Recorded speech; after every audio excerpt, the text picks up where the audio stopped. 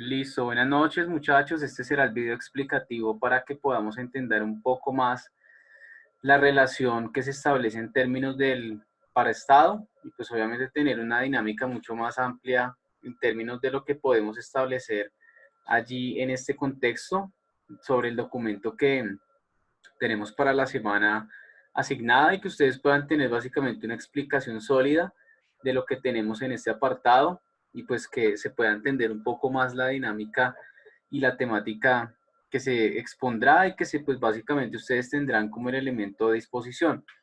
Les estaba hablando un poco primero de la toma del Estado. Los paramilitares en cierto sentido desarrollan elementos, por así decirlo, o dinámicas prácticas que se desenvuelven en muchos contextos particulares, es decir, en zonas básicamente donde en muchas ocasiones el Estado no llega y esa misma, por así decirlo, establecimiento que se establece como tal, pues evidentemente permite establecer todo el vínculo allí dispuesto. Entonces, primero la hegemonía político-militar es uno de los elementos que ya les advertía, en cierto sentido, debe haber un hombre al mando, un hombre que efectivamente pueda tener todo el rédito de lo que se establece como elemento de constitución de autoridad, un elemento que realmente pueda establecerse como una fuerza que se establezca en términos de autoridad. Se hablaba de Carlos Castaño, uno de los jefes imperantes de las autodefensas, el cual pues tenía una perspectiva guiada y enfocada hacia una visión mucho más amplia de cómo en diferentes zonas del país poder eliminar la guerrilla. Es asesinado por su hermano Vicente y después hay una evolución hacia el paramilitarismo. En ese caso, los paramilitares pues tienen diferentes bloques distribuidos por las diferentes zonas del país. Vemos que en muchas ocasiones estos paramilitares se apropian de los lugares y cumplen cinco condiciones que las vamos a ver a continuación para que ustedes puedan y logren hacer su cuadro comparativo de una manera más viable. ¿Listo? Primero, los paramilitares ofrecen una protección a la sociedad, pero esa protección debe estar medida por el pago de impuestos, por el pago de tributos económicos, para que efectivamente se dé de una manera más viable y ellos puedan financiarse. En cierto sentido, Pablo Escobar se alinea con los paramilitares para obtener unos réditos económicos más amplios en estas zonas donde se apropian. A diferencia de los paramilitares, Pablo Escobar era un grupo de sicarios que básicamente lo que hacían era asesinar a quienes estuviesen en contra, por así decirlo, de los mandatos del narcotráfico, las rutas del narcotráfico, el paso de cocaína por las diferentes instancias de pistas como tal en ese caso, y básicamente esa toma o ese control hegemónico del político militar viene mediado por las elecciones. Entonces, si nos damos cuenta, muchos alcaldes y gobernadores son elegidos en zonas paramilitares a partir del temor de la gente y pues obviamente tienen que ser escogidos por el comandante de turno que obliga a las personas a votar a partir del terror en esencia de ese aspecto. Segundo elemento, toma del Estado local y respeto por el Estado-nación. Este elemento, ¿a qué nos lleva? Nos lleva a considerar que estos grupos paramilitares tienen que respetar el Estado-nación, es decir, las condiciones actuales del gobierno. Es evidente y es obviamente lógico que estos paramilitares deben seguir los mandatos del gobierno. De hecho, muchos paramilitares fueron pagados por estos grupos al margen de la ley como tal, por eso se llama la parapolítica, muchos políticos pagando para que subsistan estos grupos paramilitares en Colombia, y en ese caso particular deben ser juzgados o deben estar dentro de los límites del gobierno, porque si llegase a condenarlos un gobierno internacional, allí habrían problemas, porque habría justicia contra ellos. Ya sabemos cómo es la justicia colombiana y cómo se aplica de cierta manera para muchos en Colombia, y es una justicia bastante inequitativa y muy lejana de lo que realmente se establece como vínculo en términos de la posibilidad de tener condenas legales. Eh, Básicamente toda la proporción de estos ejércitos es violenta para respetar ese Estado-nación y las condiciones de la ultraderecha, que es lo que entendemos en este caso, es mirar cómo la ultraderecha se constituye como el elemento base sobre el cual se movilizan estos grupos paramilitares de cierta manera. Tenemos también la administración de la justicia. La administración de la justicia sería nuestro tercer componente, que es un componente bastante importante. ¿Por qué? Porque básicamente de aquí se gana el respeto de muchos paramilitares. Cuando una vez llegan a estas zonas aisladas o lejanas en cierto caso, estos grupos paramilitares deben primero demostrar el poderío. El poderío se demuestra en consonancia de cómo se están respetando esas leyes que ellos mismos dictaron. Muchas personas, para casi que hacerle daño a sus vecinos, casi que condenan o señalan a nosotros de guerrilleros. Cuando alguien es condenado de guerrillero en una población de estas, lo que se hace o lo que se desarrolla de cierta manera es el establecimiento práctico y esencial de una traición hacia la población. Se le hace una amenaza de desplazamiento o simplemente hay un asesinato donde todo el mundo puede ver, para que haya como una práctica de ajusticiamiento y que realmente se vea un respeto por el mando que se está estableciendo allí. Importante, por ejemplo, la masacre del Salado presentó una perspectiva sobre la cual muchas personas fueron asesinadas porque supuestamente estaban colaborando con la guerrilla, cosa que pues efectivamente no era cierta, pero en cierto sentido eh, podía establecerse un vínculo a partir del elemento que allí podemos obtener. Una masacre terrible, muchas personas asesinadas en una masacre que se dio casi que en la cancha de microfútbol y que permitió particularmente todos los elementos que ustedes pueden ver en términos sociales, culturales, y que pues obviamente ha sido un episodio muy triste para Colombia. Les voy a indicar de cierta manera un poco el episodio que tenemos en Colombia para que entendamos un poco el origen de lo que fueron los paramilitares, explicado por Ariel Ávila. Espero que les pongan atención un momento a esta aclaración del origen del paramilitarismo. Gracias por seguirnos acompañando en este canal de YouTube, Ariel Explica. En el último programa hablamos sobre las FARC, su historia, su evolución, transformación y cómo llegamos al proceso de paz. Esta vez vamos a hablar sobre paramilitarismo, pero es una historia muy compleja. Por un lado, no hubo un solo grupo paramilitar. En los años 90, la Comisión Interamericana de Derechos Humanos constató más de 100 grupos paramilitares.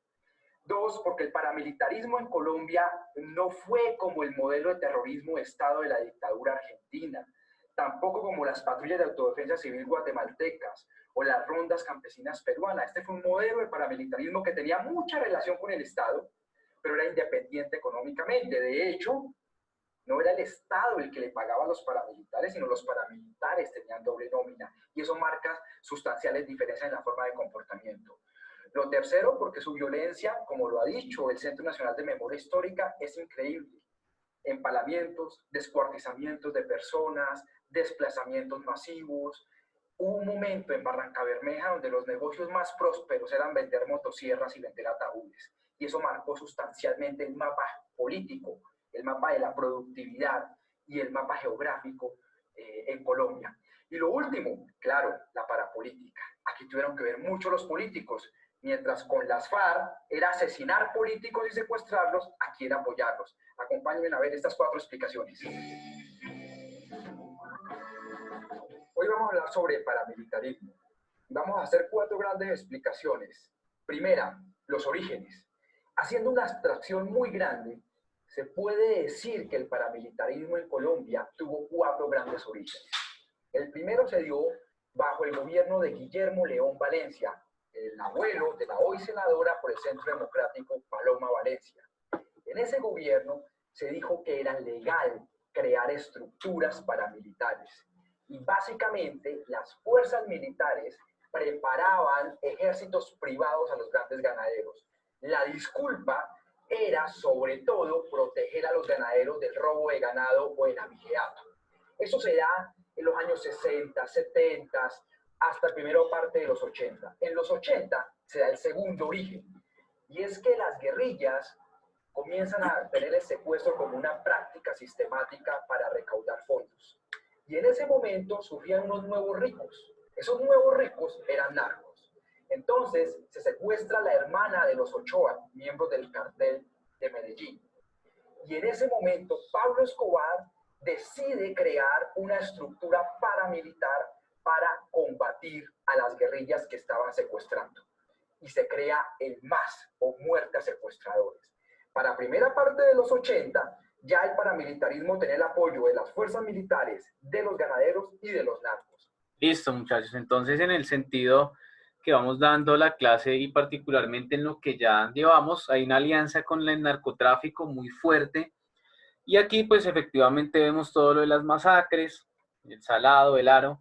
Son gente que supuestamente participaba o apoyaban de cierta manera la guerrilla, cosa que a los paramilitares chocaba de una manera muy grande y efectivamente pues se daba en el sentido de una perspectiva sobre la cual todo lo que fuera de izquierda debía ser eliminado.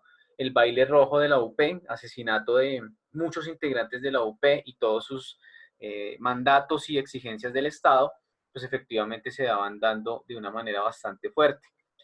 Todo este elemento práctico de la administración de la justicia se eventualiza de manera muy radical, es decir, la traición para una perspectiva paramilitar es muy fuerte. Eh, ser colaborador de la guerrilla o colaborador de otro grupo diferente al paramilitar era casi que un pecado. Por eso muchas zonas de Colombia han sufrido distintas masacres y torturas en este caso. Economía la explotación de una economía particular, cuarto punto. Este punto es muy importante porque básicamente, como también se veía con Ariel Ávila, es interesante cómo este grupo paramilitar tenía finanzas muy amplias. Primero por los impuestos, las vacunas, la extorsión y los secuestros que cometían en los lugares donde estaban. Básicamente, los empresarios del narcotráfico les oportunaban mucho dinero porque los réditos del fracking, los réditos de la minería ilegal son muy grandes y por ende, este dinero, esta ganancia particularmente debería ser repartida entre paramilitares, narcotraficantes y pues obviamente todos esos empresarios que daban cuenta, por así decirlo, una protección para que este rédito se pudiera desarrollar de la mejor manera. En ese sentido, la financiación debería mantener la tropa, una tropa muy grande y que debía pues obviamente solventarse económicamente de una manera amplia. Entonces, imagínense ustedes salir a firmar un proceso de paz sabiendo que el proceso de paz significaba tener un poquito más, un poquito menos de dinero, bueno, muchísimo menos dinero. Los paramilitares hicieron también un proceso de desarme, obviamente quedaron disidencias, pero las ganancias que deja la guerra son bastante amplias en términos de todo lo que significa el tratamiento del narcotráfico en Colombia. Vamos a ver un poquito más de la explicación de Ariel Ávila sobre el paramilitarismo. El tercer origen se da con la elección popular de alcaldes y gobernadores entre 1986, 1987, 1988. Hasta ese momento, los alcaldes y gobernadores por los cuales ustedes votan no se elegían popularmente. Los escogía el gobierno, el presidente y el gobierno del partido que ganaba la presidencia y lo repartía en una estrategia de unos a los conservadores, otros a los liberales. Cuando se da la elección de alcaldes, por elección popular de alcaldes y gobernadores, entonces lo que hace la clase política es que ve un riesgo. Dicen, vamos a perder el poder, nosotros que siempre hemos mandado, nos van a quitar las alcaldías y las gobernaciones. Entonces los políticos buscan a los narcos y buscan a los paras para matar a la competencia política. Eso se conoció como la estrategia de la guerra sucia y una operación donde participaron agentes estatales, narcos y paramilitares que se llama el baile rojo. Más de 4.000 miembros de la UP fueron masacrados, pero no solo la UP, muchos otros. Para finales de los 80, entonces los paras ya tenían el ejército, tenían los ganaderos, tenían los narcos y tenían la clase política. El cuarto momento de los paramilitares, pues obviamente es todo el contexto de la Guerra Fría y la lucha contra el comunismo. En ese momento, el DAS, por ejemplo, pasaba listados a los paramilitares para asesinar líderes sindicales o para asesinar políticos de oposición. De hecho, José Miguel Narváez, que termina siendo contratado por Fedegan en la administración de José Félix Lajorí, el esposo de la hoy senadora María Fernanda Caballo, tuvo de asesor fue uno de los determinadores del homicidio de Jaime Garzón. Desde ese momento era asesor de los grupos paramilitares. También en ese momento estaba toda la lógica de los contratistas y mercenarios. Jair Klein estaba trabajando para los grupos paramilitares y existía toda la lógica de limitar todo lo que fuera oposición, porque eso era comunismo y era de izquierda. Bueno, básicamente continuando con esta perspectiva, Jair Klein fue uno de los que entrenó las fuerzas paramilitares para que pudiesen actuar como actuaban en las masacres, es decir, básicamente todo el rédito del uso de motosierras para, pues, evidentemente, ejercer su justicia desde ese ámbito. Derecho a la ciudadanía es el último punto que tenemos en la clase eventual de hoy con todo este desarrollo teórico, y es primero quiénes pueden habitar el territorio. Hay cierta tipología de personas que tienen que habitar el territorio, no pueden ser aptos. No todos pueden ser aptos para ejercer, por así decirlo, su ciudadanía dentro de estos lugares. Básicamente, los señores de la guerra están obligados a exigir deberes, textualmente lo digo, lo que equivale a algún grado mínimo de lealtad de la población. Obviamente, quien vaya en contra de esas normas tiene unas represalias, sobre las cuales debe ser condenado. Y pues efectivamente esas represalias son bastante fuertes.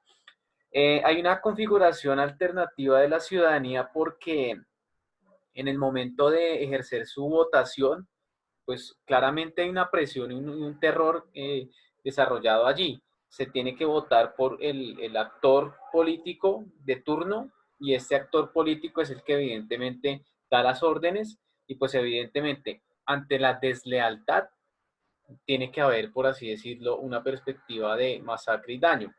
Abro comillas, en la medida que la relación de un señor de la guerra con la población civil no se ha desarrollado patrones de información selectivos sobre sus miembros, las sospechas acerca de deslealtades desatan manifestación de violencia indiscriminada, como masacres, desplazamientos o desapariciones masivas.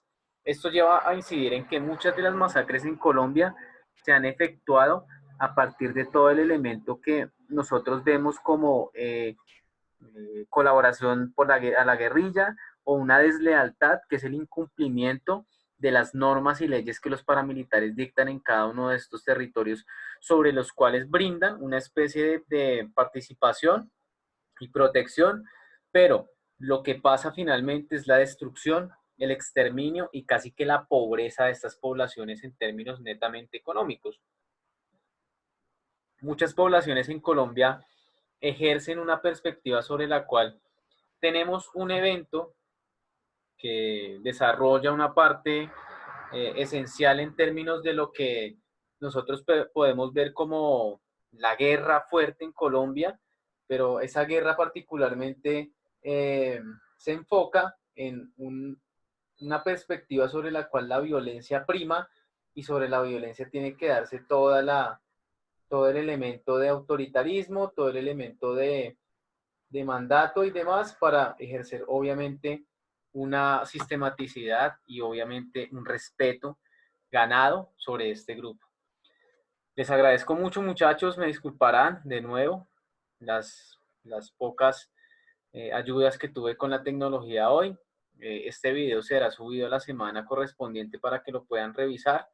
Por favor, también miren el video que hace falta de Ariel Ávila sobre el paramilitarismo. Entregable como tal, como ya les había anunciado en algún momento. El entregable, pues particularmente viene siendo el cuadro comparativo sobre los 5 temas que acabo de explicar. Muchas gracias y de nuevo reitero mis más sinceras disculpas por esta situación en términos particulares de la conexión. Hasta luego.